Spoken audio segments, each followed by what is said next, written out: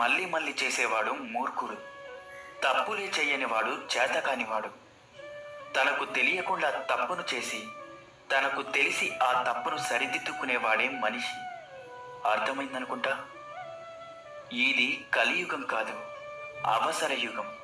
ఎప్పటి వరకైతే మనం ఇతరులకు నచ్చినట్లు బ్రతుకుతామో అప్పటి వరకు చాలా మంచివాళ్ళం. కానీ ఒక్కసారి మన మనసుకు నచ్చినట్లు మనం బ్రతకడం మొదలు పెడతాము, నిమిషాల్లో చెడ్డవారమైపోతాం. చినుకంత అనుమానం కూడా ఏ బంధానికైనా ప్రమాదమే. సముద్రమంత ప్రేమ ఉన్నప్పటికీ ద్వేషానికి, అలాగే దూరానికి అదే మూల కారణం.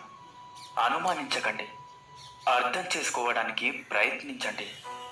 ఏ రాత రాసినా కాగితము తనలో తానే దాచుకుంటుంది. కానీ కొన్ని రాతలు మాత్రమే కాగితాన్ని మనం దాచుకునేలా చేస్తాయి.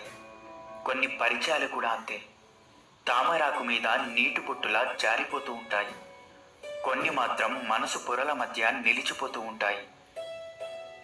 అవే పరిమళించే పరిచయాలు కాదంటారా? నీ బలం ఎవరికీ తెలియకపోయినా బ్రతికేయవచ్చు. నీ బలహీనత మాత్రం ఎవరికీ తెలియనివ్వకు, బ్రతకనివ్వరు. బలహీనులు మాత్రమే ప్రతీకారం కోరతారు, బలవంతులు మాత్రం